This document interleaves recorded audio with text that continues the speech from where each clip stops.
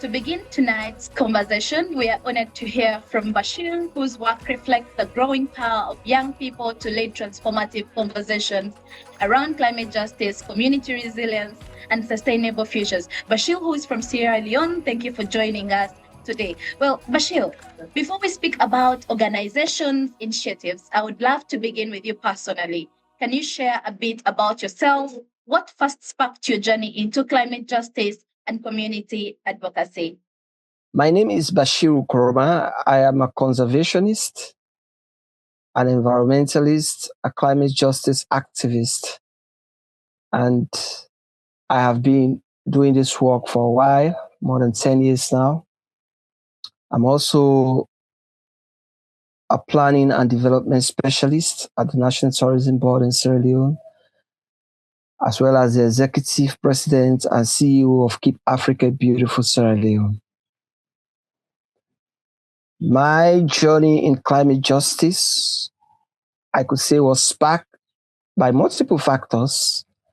Firstly, it was due to my personal experience with climate impacts and devastation in Sierra Leone. And that's happened specifically on the 14th of August 2017. There was a serious mudslide that killed more than 1,000 people in Sierra Leone. And it was after a heavy downpour of rain, which is one of the impacts of climate change, extreme weather events, which causes flooding. So that situation overwhelmed every social services in Freetown. A lot of people died and a state of emergency was declared. And as an environmentalist, I started thinking, why is it that people that are contributing less to this problem are the ones suffering the most?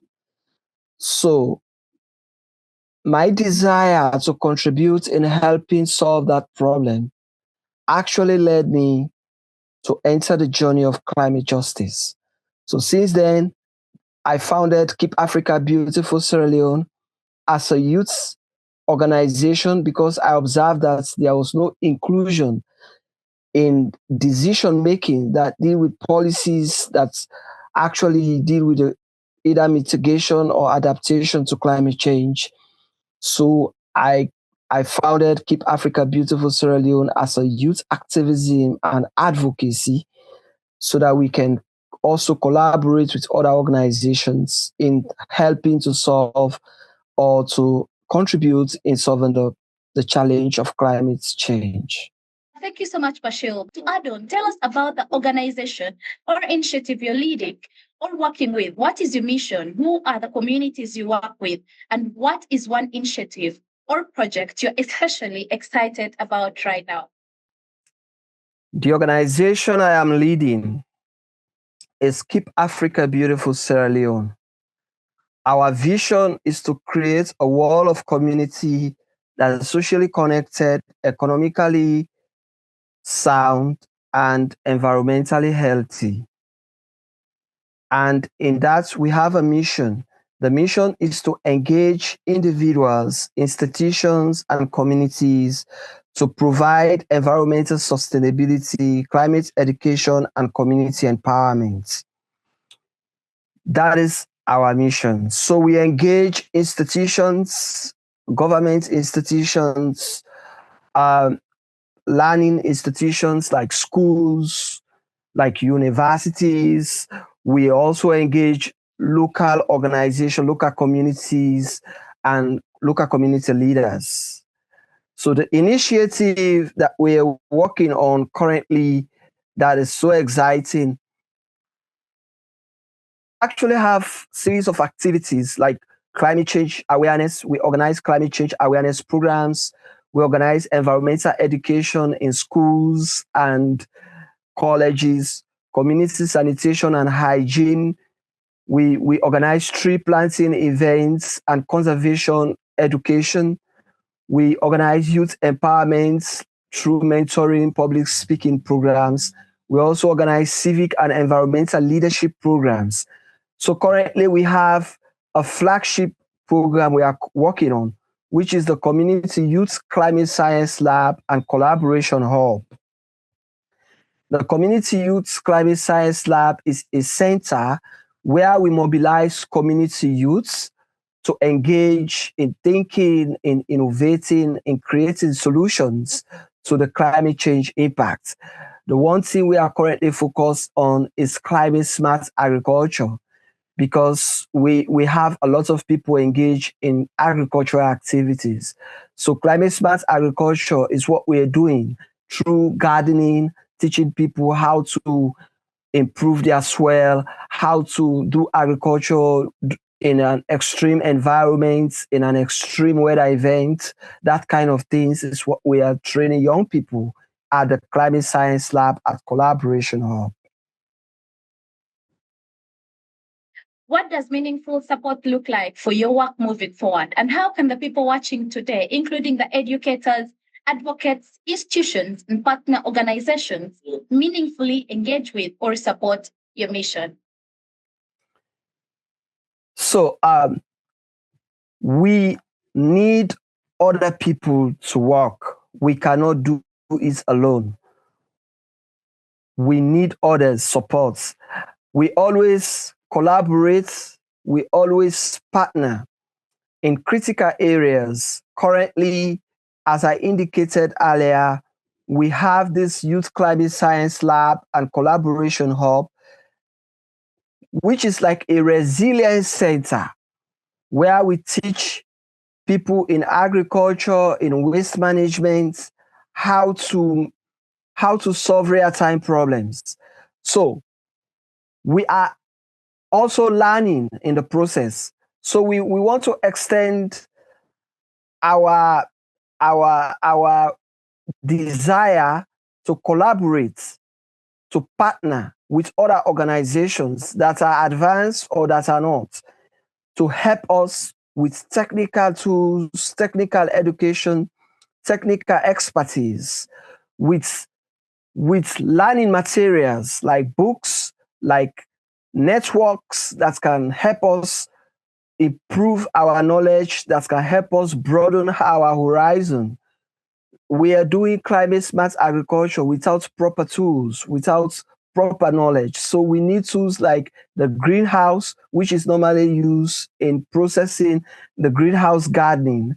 And also we need tools like agricultural tools, improve variety of crops that can survive in a very challenging weather, in a very challenging environment. We need recommendations to programs that can help us have more projects to expand our operation in other areas, because we also want to expand our geographic scope to other areas. So that is what we currently need. We need partners, we need collaborators, we need sponsors, we need funders. Our doors are open. We have an open door policy to collaborate. Beautifully said. Thank you so much, Bashir, for sharing your story, your leadership, and the important work you continue to do. Well, our next panelist reminds us that the climate justice is deeply connected to inclusion, representation, and ensuring that communities most affected by environmental challenges are part of leading the solutions. Vanessa from Kenya, it is wonderful to have you with us. Vanessa, can you take us through your personal journey and share what first inspired your involvement in climate justice and advocacy? Hello, everyone. My name is Vanessa Ngunjiri. I'm a 26-year-old woman living in Nairobi, Kenya. When we talk about climate justice, at first I didn't quite get it. And it's because I hadn't really noticed the effects, or rather, I thought it would be these grand challenges. They are the grand challenges. But I think at an individual level, you don't introspect until I started noticing it and noticing all the plastic that we have. I come from Nairobi, a city where water is such a huge challenge, but Nairobi is also the city where we have a river. And so learning that this plastic clogs these water systems, and therefore an area like mine and other areas in Nairobi, us not getting water, that was so ironic. So deeper introspection and deeper research revealed to me that actually plastic is such a huge challenge in the climate discourse. And you may not think about it because a bottle of water, really, what difference does it do? But it is not biodegradable. It takes hundreds of years before it actually completely degrades. And that was the challenge. And that was the part I felt this is a place I could make an impact on, regardless of how small my impact will be. Tell us more about the organization or initiative you're part of. What communities do you work with? What is your broader mission? And what is one initiative currently giving you hope and excitement? I lead an organization called Gaia Waste Innovators. Gaia is the name of the Greek goddess of the environment, and Waste Innovators because we are all about the waste or all about the plastic. And as I've said, plastic is such a huge challenge, you cannot ignore it. And everybody uses plastic, whether consciously or unconsciously. And so the challenge being, how do we deal with plastic and making sure that our first mission is that plastic remains in the circular economy, right? That at no point do we discard plastic before we fully utilized it and ensure that it has gone through its full life cycle. That's our biggest mission at the moment. Who do we work with? Children in schools, children outside of schools in creative platforms such as football teams and sports teams. We work with young people, collectors, recyclers, crushers, and we work with other young women like ourselves. This is a gap where we are talking about unemployment, yet this is a gap that has so much opportunity and green jobs for women, young people, people with disabilities, and other marginalized communities. So that is a place where we feel as young people, as young women, because Gaia is a women's is a women-led and women organization mostly. What's the role that we play? What am I most excited about? We are just getting into teaching children about segregation. The first step was teaching children in schools how to collect plastic, right? Let's not discuss the plastic. Let's make sure that we are conscious about how we collect our plastic after use. But beyond that, how do we segregate these plastics? There's different types of plastics, PT, PET, HDPE, which we use in our day-to-day lives. So teaching these children and seeing them become so curious and know that all these different types of plastics have different life cycles and can be used in different ways, including even being sold and whatnot. That has been very exciting and very purpose-filling for me and for Gaia Waste Innovators as a whole, be it through upcycling, just making sure that we reduce the harms of plastic in the environment as much as possible. The people we work with, young people, children in schools, youth like us in their 20s and 30s, necessarily anyone who consumes plastic, including starting from the household level. A mission I'm very excited about right now is that we are getting into the schools and we're getting to work with children. And specifically right now, we are teaching kids in schools how to segregate plastics. So we started with the bins where we collect plastic. That's okay, that's good. But there's various types of plastic, PET, PT, HDPE. How do we segregate these various types of plastic? Because they all have different life cycles. So that is what we are teaching the children, and it's very exciting to see them take it up. But beyond that is to make sure that plastic has value, and that's the truth. And this is what we're teaching them.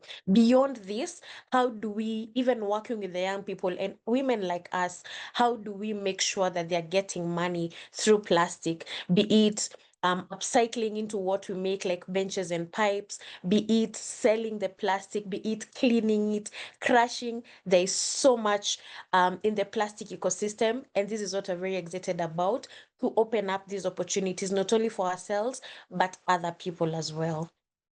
What kind of support or collaboration would strengthen your work most right now? And how can those watching become part of advancing your mission? To begin with Gaia Waste Innovators, the challenge that we face is that plastic technology, or at least where we are at, plastic technology is still very limited. So you'll find that machines that we use to produce, we have to outsource and we have to pay for that. And So it means we do not run our whole process from collection to segregation to processing, then to whatever we want to make. So that's a challenge because the machines are expensive. So if we're able to partner with other organizations, other people, what we're doing right now as Gaia Waste Innovators is partnering with another small organization that has the machine. But we'd be able to hope that in future and through partnerships that we're able to perhaps purchase our own machine, perhaps even educators and scientists. How can we be able to make these plastics and not necessarily have to, how can we be able, sorry, to make these machines and not be able to import them, you know? So that's the challenge that you're facing at the moment. But beyond just the plastic challenge, beyond just the machine challenge, it's also in terms of financial support. It's also in terms of spreading this message, ensuring that the work we're doing now can be replicated in other parts of the country, in other parts of East Africa and in other parts of Africa as well. So we think that there lies a gap also in knowledge. We are still figuring out how to deal with PET plastic, the plastic that makes water bottles and whatnot. It is reducing in value. How can we maximize it better? So because that's the most used type of plastic, how can we maximize it better? So research has to keep going, and I think that's an area that we're very excited about, to keep helping with research, to keep working with young people, educators, scientists, and anybody else who can chip in. I think there's a goal. I think the biggest goal that we have beyond production is to ensure that this message goes far. So it's also mainstreaming our work and making sure that our work reaches more people than we already are. And I think that would be very meaningful impact from our end. Thank you so much, Vanessa. Your reflections remind us that climate justice work is also deeply about people, dignity, and collective care. As we continue this conversation, we now hear from Johnson, who is also from Kenya, whose work contributes to reimagining sustainable futures through youth leadership, innovation, and advocacy. Johnson, thank you for joining us. Johnson, can you share a bit about your personal journey and what first drew you into climate justice and sustainability work? Thank you so much. My name is Johnson Ongan. I'm a youth leader based in Nairobi, Kenya. I'm equally the founder of Sabico Group of Friends. My journey into the climate justice space has been deeply personal and rooted in my lived experiences growing up in Kibera. Kibera is one of the largest informal settlements in Africa. And for us, when you're talking about climate change, when we are talking about the heat waves, especially with the mud houses that we live in and with the brown iron sheets that we live in, we do not have ACs. It's us trying to remove our clothes. But to what extent are you able to do this? At the same time, I've seen a couple of my friends drowning in water while they were sleeping on their bed. Some that are not privileged, sleeping on their floors, drowning.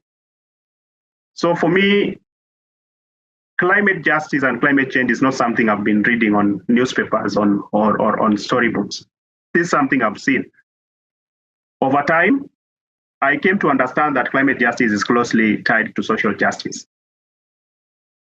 The same community that contributes the least to climate change have often been the most affected. The global south countries, trickle down to Kenya, trickling down to informal settlements, where housing is still a challenge, where accessing clean water is still a challenge. It's good when you're able to identify a gap within your community. It's even better when you're able to mobilize people around the problem and together come up with solutions. Because growing up, what I've always known, if my community is going to be liberated, it's from me, it's from us, those of us that are working together, that we are going to liberate our community. Today, I see climate action as an entry point to empowering young people to take charge of their futures and reimagine their communities. Being able to mobilize my fellow young people being able to mobilize the women in my community, being able to mobilize children, so that at the end of the day, when we are able to advance our communities, we are all excited about the advancement, all of us as a community, be it youth, be it children, be it women, be it those of us that are able different in the BWDs. Because community development trickles down to each and every person being able to access clean water, access education, access health, and access a space where they're able to dream. Tell us more about the work you're currently leading and contributing to. What is your mission? Who are the communities you serve, Johnson? And what initiative are you most excited about at the moment? Yeah, thank you so much. As I mentioned earlier, I lead an organization called Sabiko Group of Friends. Sabiko is a native word that means coming back to the roots. So Sabiko Group of Friends is a youth-led, community-based organization committed to building a generation of self-sustaining youth. Our mission is to equip young people with knowledge, skills, and opportunities to thrive while addressing the challenges their communities have. We are currently working on 5 pillars. Our first pillar is on education and lifelong learning. Our second pillar is on youth skilling and development. Our third pillar is on climate action and environmental stewardship. Our fourth pillar is on peace building and social cohesion. And our last pillar, the fifth pillar, is strategic partnership and community engagement. All these 5 pillars are geared towards making sure that we are able to address the current needs of our community. Currently, we are implementing a couple of programs within the organization. And there's one of the programs that I'm so much connected to. We are calling it Right to Learn. Within this program, what we are trying to do and what we've been able to do is to support schools in underserved communities, these informal settlements, by providing basic learning materials while also integrating mentorship tracks. And we've seen over the years, since we started this work 5-6 years down the line, we've been able to produce learners that are holistic, learners that are able to go about their academics, both in class, academics in school, and being able to translate that academics to viable solutions that are able to address at a community level. We equally have our second pillar, program, called the Period Caravan. This program is geared around empowering girls, teen moms, and boys as we provide menstrual health education, access to menstrual products, and reproductive health with an integration of environmental conservation. The program promotes dignity, inclusion, and breaks the stigma, especially in our rural and underserved areas. We have our third program called Vibes and Threads, which is our sustainable fashion platform that engages young creatives drawn from our informal settlements in Nairobi. And what we are trying to do and what we are doing is going about the innovative ways of upcycling, recycling, and repurposing of textile materials. And we've seen this promote the environmental consciousness while also creating pathways for innovation and entrepreneurship in the fashion space. Through this, we are working towards building a bold vision, creating a Kibera Fashion Week. For us, Kibera Fashion Week will be rooted in the local talent, sustainability, and community stories. As I conclude, across all these programs, our approach is to connect education, climate action, and economic empowerment in a way that is practical, inclusive, and youth-led. Thank you so much. Well, what does meaningful support look like for your work today? And how can institutions, educators, organizations, and individuals engage with the mission in meaningful ways? Yeah, thank you so much. In our fifth pillar, we are so big on strategic partnership and community engagement. We believe as individuals, we are often limited. But when we come together, when we're able to partner, we're able to do so much to change our communities. So for us, meaningful support for our work is about collaboration and shared purpose.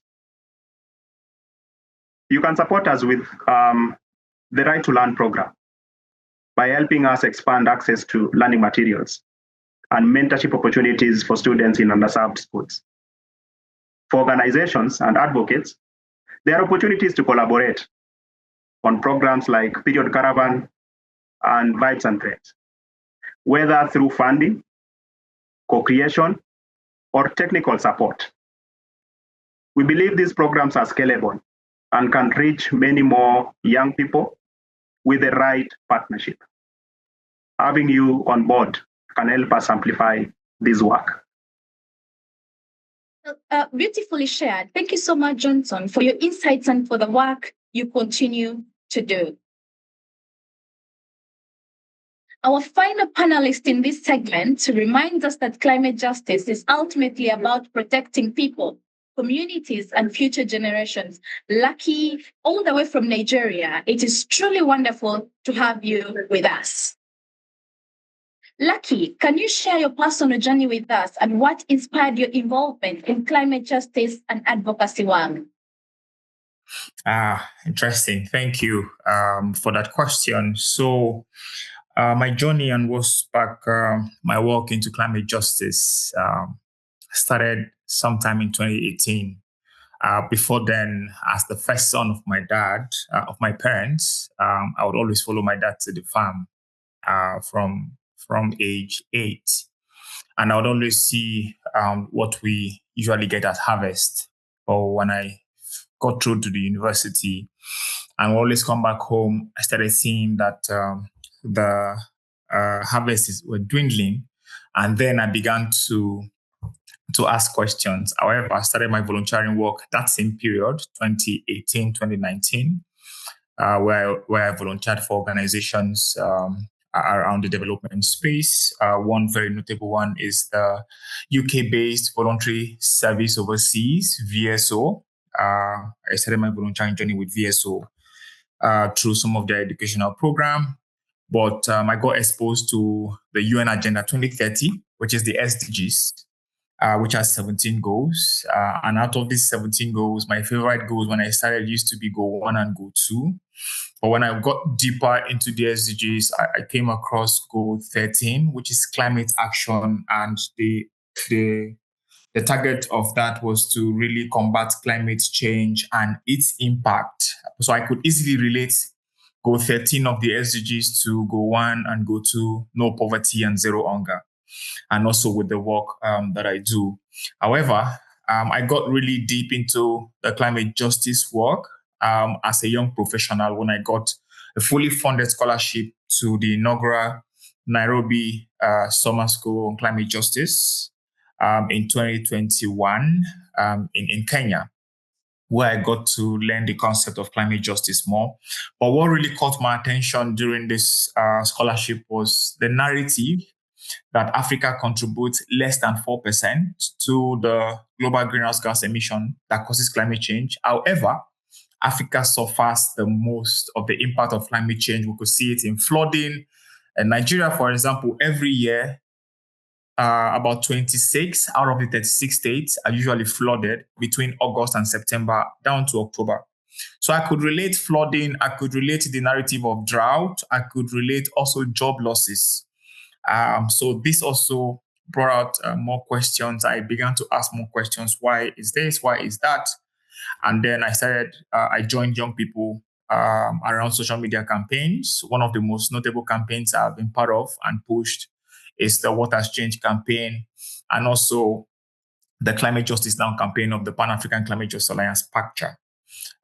So this is how my journey started. But while I began to work after the scholarship to Nairobi for the inaugural Summer School on Climate Justice, I got opportunity as well to join the Commonwealth Youth Climate Change Network. It's called the CYCN, where I served at the executive level for 2 years. And this was where I really firmed my my grip on pushing for and engaging around climate justice work. So this is how my journey and also what really sparked the interest to push climate justice. The fact that Africa suffers the most, and by the time you look at how Africa suffers, young people also suffer extreme cases, which also include job losses. And this is how I started. I think, over to you. Tell us about the organization or initiative you're part of. What communities are you working with? And what is your mission?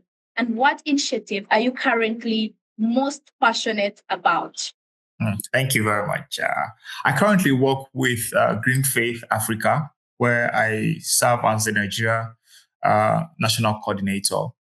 Green Faith is a multi-faith grassroots movement working with faith leaders. And our strategic plan, our mission is to see that faith leaders play a very critical role in advancing climate justice conversation, that faith leaders' voices are amplified in calling and speaking truth to power, especially around our moral obligation to protecting the earth. Our driving force at Green Faith is the fact that one of the major causes of climate change is methane from fossil fuel.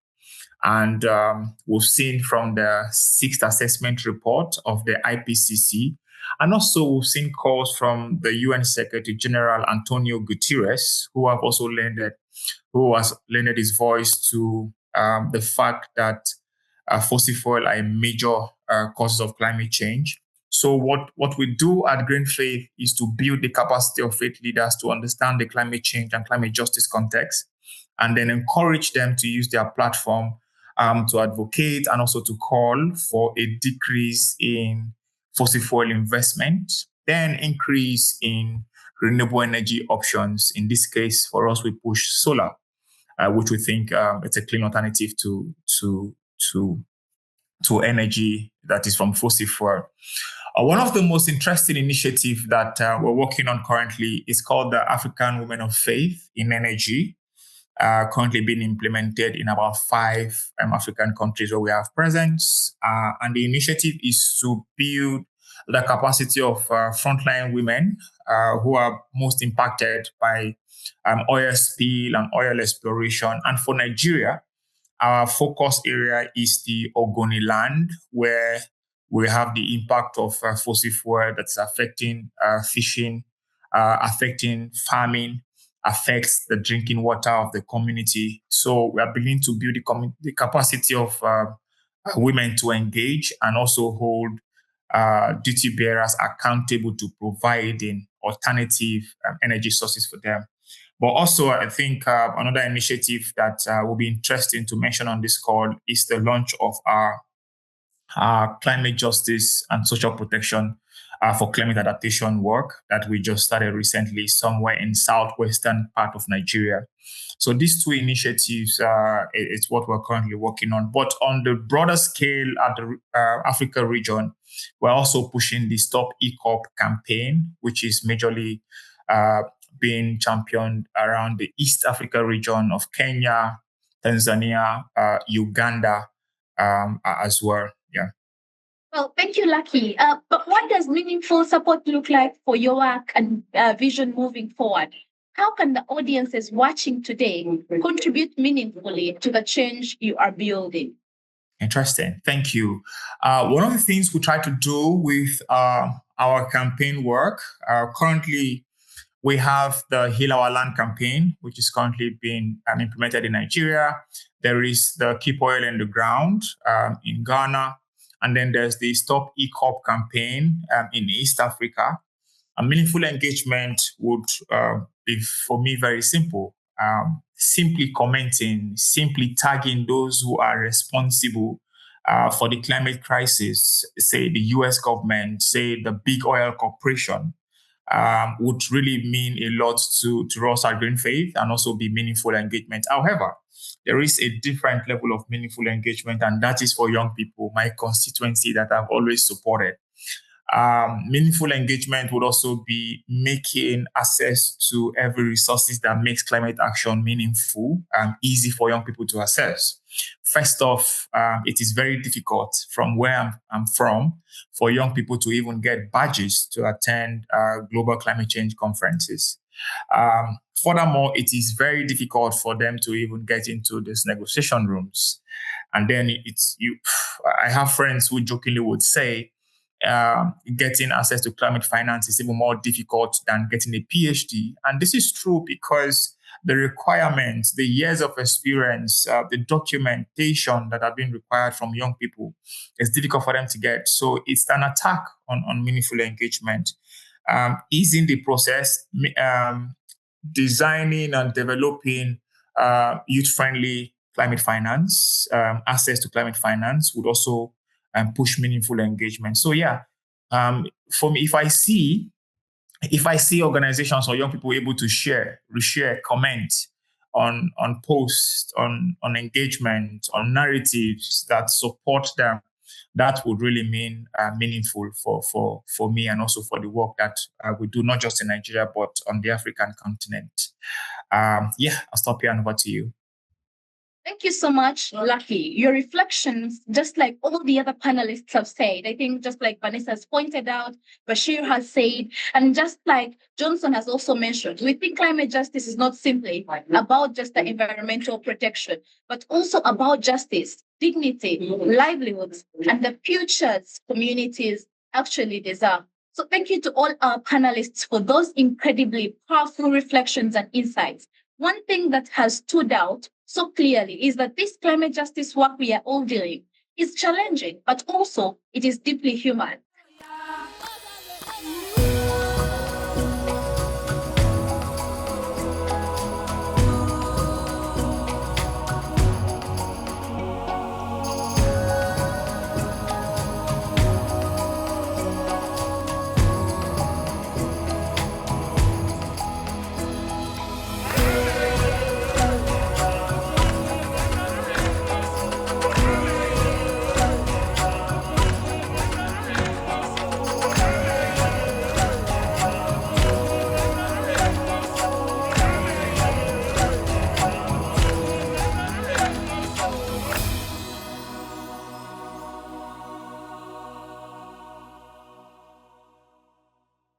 Right. I see, Lucky, you're here. So I'm just going to go on. Well, just like you made a submission around what sustains this work we do over time, and I think just like we have heard from Bashir, we have heard from Vanessa, and just like we had from Johnson and James, who is here on the call. One thing is that our work intersects. That even when we are across different countries, regions, West Africa, East Africa, our work still intersects. So, as you in Nigeria, in West Africa, where do you see the greatest opportunity of collaboration or even shared strategy across the African continent on climate and youth leadership? Just like you mentioned, you're in a number of spaces, Commonwealth, youth leadership spaces. So, where do you think we can find synergies or even shared strategies as a continent? Over to you, Lucky. Thank you, Denise. Can you confirm you can hear me? Yes, Lucky, I can hear you loud and clear. Great. So just to hit the nail on the head, it's an interesting time. We have here a lot of review and validation of framework that will change how the narrative for climate engagement and climate justice would go. First off is I see a lot of West African countries reviewing and validating their third generation NDCs. And if you look at this framework that is being reviewed and validated and submitted as well, we are seeing addition of new entries that create space for young people to collaborate. The issue of mental health is starting to come into third generation NDC. We are now seeing the mention of waste sector, circular waste in NDCs of countries from West Africa. But more interestingly, there's also the regional framework development. The ECOWAS region is also updating its environmental strategy. But this also are happening at the same time and would give meaning to what climate justice would look like, especially for young people, in terms of building stronger advocacy strategy. We always point out that young people need to be at the table. So the validation processes that is going on for this framework do not have as many young people as it ought to be, right? So this presents an opportunity for young people to build synergy.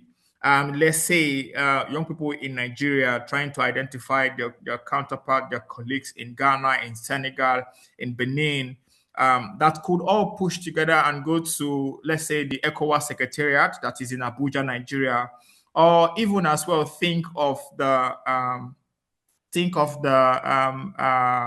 West Africa Court of Justice, seeing also the update that is also coming from the ICJO, the advisory opinion on climate justice. So this also are the new frontiers or openings that I think young people could build strategic partnership, right? While they design stronger advocacy messaging that target funders who would trust in their capacity to amplify the issues that young people face and also the issue that we face as a continent for climate justice. So looking at taking opportunity of the validation process that is going on for the third generation NDC that most African countries are currently. For Nigeria, they've submitted theirs to the UNFCCC. A few other countries are still at the verge of, but most countries that are submitted are also now developing action plans for implementing their NDCs. These whole processes provide opportunities for stronger collaboration by young people and also build stronger advocacy messaging and also demand for stronger climate action. Over to you, Dennis. All right. Thank you so much, Lucky. And I think you point out very crucial things. Also, I think when the ECOWAS coming up with what exactly looks like an environmental policy for young people, but also some of the synergies that we can actually tap in as young people. So just right about now, I'm just going to ask all my 4 panelists the same question, and then I'm just going to start with James. So James, I know very well you do the same work. You work together with Johnson, and I would want to ask a question. What about your work brings you joy? What makes you wake up every morning that you feel that you should do this work you're doing? What keeps you going? What makes you put a smile? What puts a smile on your face? So I'll just start with you, James. Over to you. Great. Thank you so much, Denise. Please confirm you can hear me before I continue. Yes, I can hear you, Johnson. Great. Thank you so much. And I have to say that I really love the direction that this conversation is taking. At least we are seeing some insights from the perspective of this is what we think, this is what you're doing, and this is the kind of impact that you're having so far. And these are the kind of areas that we can be able to change on as we move on. So that's quite amazing. At least it shows that we are learning in the journey. And it promises us of a better future whereby we're able to learn from our past experiences and be able to come up with something better that works in a more formalized manner. So looking at the aspect of what brings me joy, or rather what makes me want to continue with the work that I do, I think I have to say that at the end of the day, it's impact. And again, when we talk about impact, this is from a very diverse perspective. It's not only impact from the aspect of outputs from a project, but again, with time, as we continue that particular project or program, being able to trace a certain actionable item after some time to an initiative that we're able to start a while back.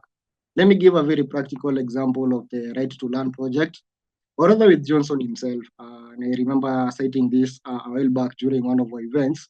When we say that education is a tool for transformation in the society, and having seen Johnson grow up in Kibera, equipped with the right education, equipped with the right tools, and now again coming back to Kibera to transform, or rather to be able to actualize that image that he has in his mind of what impact actually looks like at a community level. I'd say that is what gives me joy. Being able to know that at the end of the day, you're able to trace a certain impact, rather a certain outcome, because again, most of these are outcomes, not outputs. you're able to trace a certain outcome to some initiative that you're able to start a while back. That is, I think, that is the most fulfilling thing for me. And again, as I was saying, a practical example of Kibera with the Right to Learn program. Let's say, for example, today we have a project, or rather we have an activity equipping 20 students with books. And again, we follow that up with, because again, the very first step in Right to Learn is to equip. And after you equip, you empower the kid. And after you empower the kid, you're able to sustain him in school. So looking at it from the sustaining level bit of it, let's say you're able to sustain this kid in school for some 8 years. And at the end of the day, this kid is able to graduate and attach himself or herself to a to a very credible institution that is able to capacity build himself in such a way that he is able to offer value in the market, or rather to offer value to the community in terms of transformation. I'd say that is the most fulfilling thing for me, being able to come back and trace impact to a certain activity that we're able to actualize a while back. Maybe just before I finish, I just felt that there was some need to say this. Looking at it from the aspect of financing, as your first question was, I'd say there's also an aspect of looking at it from a sustaining level. I'd say there's an aspect of also rethinking the model, because we've seen in the previous times what has happened to the business as usual kind of situation when it comes to nonprofit, when it comes to startups. But again, for the donors, something like building a community around these organizations that they're engaging with, to not necessarily to fund them continuously, because again, this might marginalize some organizations. But again, having that community in such a way that even if they're not able to fund these people, they're able to match them to people who are able to fund them, or rather to help them resource-wise or financial-wise in whichever way possible. So just having that community for people to grow together, for people to be able to explore more opportunities as they come up, I feel like that would go a long way in helping us, or rather in helping the donors be able to sustain the kind of impact that they envision. And also in terms of donors being able to trace impact, because again, I feel like when it comes to reporting metrics for the donors, it's mostly highly bent on the outputs bit of it, 100 trees, 100 kids engaged. But again, with building a community and being able to engage with them over time, you are able to trace, or rather you're able to account for some outcomes that actually came from these impacts. You're able to say that at the end of the day, as much as there was 100 trees built, we had a community that was able to build a culture around that particular forest, and they are benefiting from it from maybe a mental health perspective, from a livelihood perspective, being able to get firewood and all that. So I'd say those are my two key takeaways from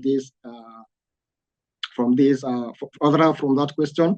And yeah, thank you so much. All right, thank you so much, James. And you really put a lot of emphasis on impact, on how it brings you joy. And I see in the chat very many positive comments, right, from David, from Mitchell. So let's keep doing what we are doing. We keep fighting. And right about now, if any of us from the audience has questions, feel free to drop them in the chat for any of the panelists. And I will go straight to Bashir.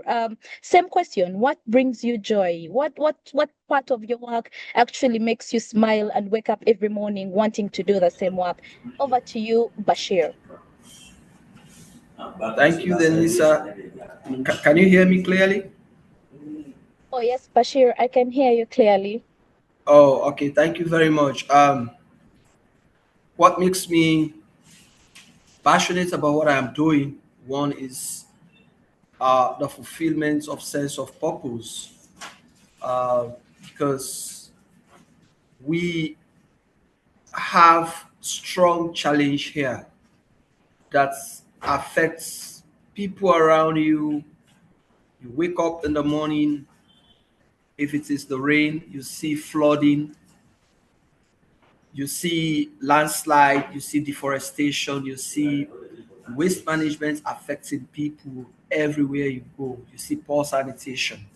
So how can you contribute in the little way in helping a child survive such battle? How can you contribute in a little way to ensure that a community is clean?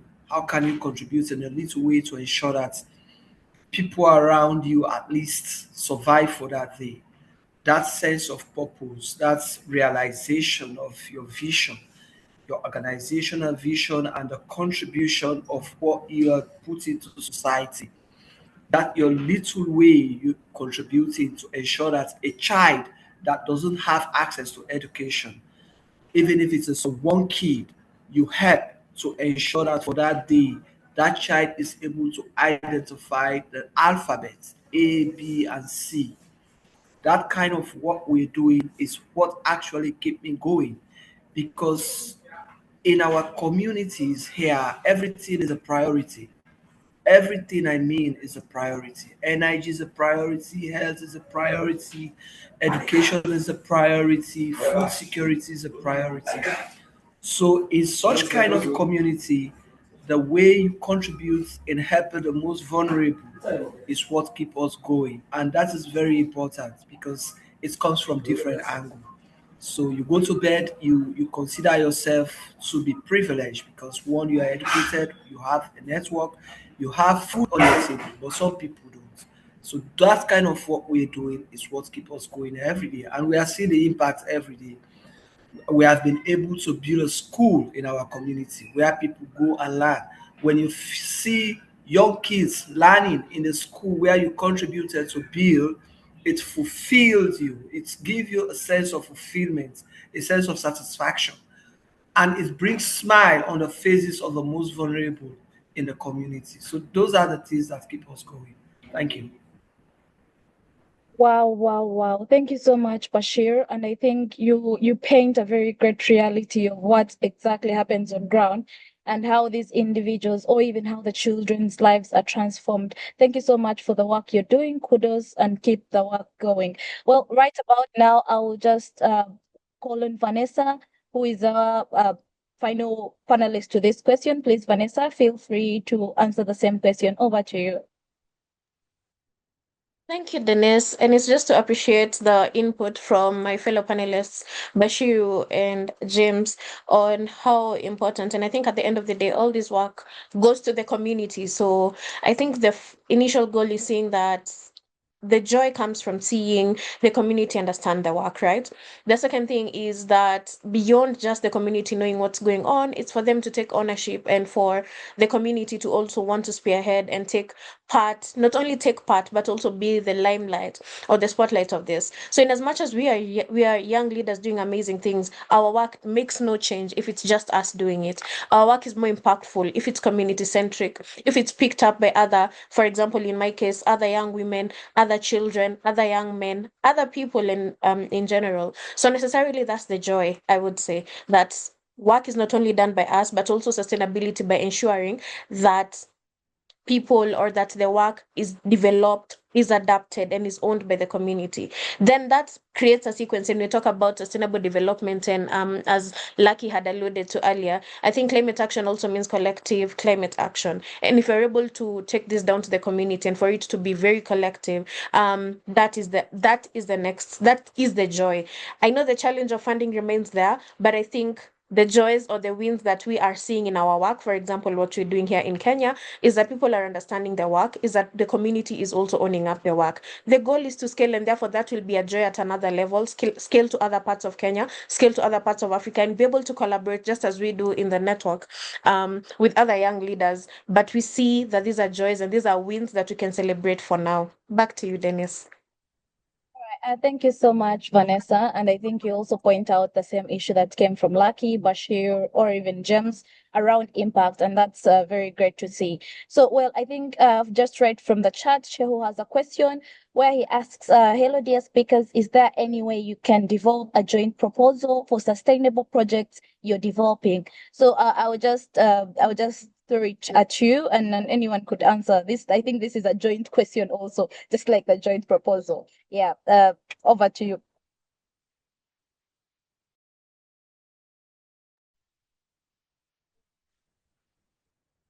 Okay, maybe I can go, Denise. Yeah, I think that's great.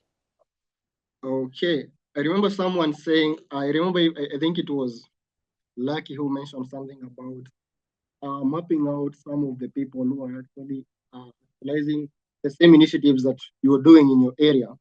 And again, going beyond that and looking at it from a regional level, who is doing what you are doing at an African level? How can we collaborate?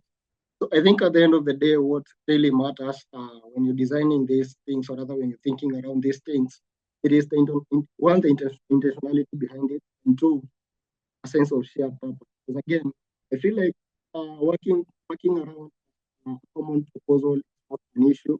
But again, let's say if at all the project is successful, looking at it from the perspective of, as Vanessa said, the sustainability aspect of it. So that's where the aspect of the shared vision comes in. So I feel like with the proper mapping and with the proper highlight of who is doing the same thing as what we are doing, who aligns with what we're doing in terms of mission and vision, and who carries a sense of shared purpose with us, then that can set a very good ground for people to actually work around co-designing or rather co-creating proposals that go a long way in creating a very sustainable impact. I am happy to highlight that as we speak right now, Johnson wasn't able to win the call because he's in Uganda currently as we speak, engaging with an organization called Mukasa Foundation. And I think they had a very big event yesterday. That's rather related to World Day. So I think this is one of the very many examples that we can give of cross-border engagement and the success that it have. And again, also looking at this very engagement that we're having today, a very diverse pool of young people from across the continent coming here, not because they didn't have anything else to do, but because we feel like that we have a common shared purpose that can go a long way in helping us achieve a better and more sustainable Africa. So yes, I feel like, yes, it is possible, but again, at the end of the day, thinking around who do we align with, and at the end of the day, looking at the bigger picture, who do we share a common sense of with, and how can this go, rather, how can this contribute in the long run in achieving the vision and mission that we have in our organization. So yeah, thank you so much. All right. Thank you so much, James. And I think just like all the other panelists, I've seen just in the chat they have texted yes. So sure, the answer is yes. The panelists are willing to develop a joint proposal that could actually come into handy for better change and for better scaling in the different works they are doing. So right about now, thank you so much for engaging. Thank you so much for sharing. And thank you so much for willing to share your journey, your work with all of us, and for the audience for sticking with us until now. So I want to just close our conversation with just all of us. One last question for any in the audience, for all of us to just drop in our favorite quotes. What is something that brings joy to you? For anyone in the audience, feel free to text. Yeah. And I saw David had already texted in the audience. So thank you, panelists. If there is one thing that you've done in this conversation is that we take away hope that has been brought to us. And it is this hope that will keep us going. The leadership we need on climate is already here. It is young, rooted in community, and happening right now across the African continent. Now, our job together with everyone on the call, whether we fund, partner, or organize, is to simply show up, is to follow the leadership and to resource what is happening on the African continent. So here is how you can get involved. Please refer to the chat for the panelists link. Fuzia shared some of the panelists' profiles, where you can find them, where you can connect with them, follow their organizations, and please share the recording widely once it is posted so that it can reach as many change makers as possible. Also in the chat, you will see a link to a short survey, which you're going to realize that would be grateful for your thoughts if you shared them. And it genuinely shapes what to do next and what should actually be followed. So, and one thing is that, remember, as we have had this conversation, it does not stop here. We are now going to open a breakout room for networking session that is going to be hosted by none other than Dr. Devin Blockstein of Solve Climate by 2030. He's a bad college project. So we really encourage you, all of you, to join the breakout room and keep the conversation going. If you have any story of your own to share, this is the place to do it. So please feel free, be like Lucky, be like one James, or you be like one Vanessa, or even one Bashir, and be able to share your story. So once you do, Please note that this will begin in the next 5 minutes. Finally, our deep thanks to the partners who made today possible. To HPCU Green Fund Africa, to Solve Climate by 2030, a project of Bard College, and to the team behind Terra 40, who produced and managed this convening. Thank you to all of you for being here. Africa is rising, and so is this network. We will see you in the next breakout room in just a few minutes. That is the end of our main program for now. The networking breakout session and room is open. Please join and keep the conversation going. See you in there. Thank you.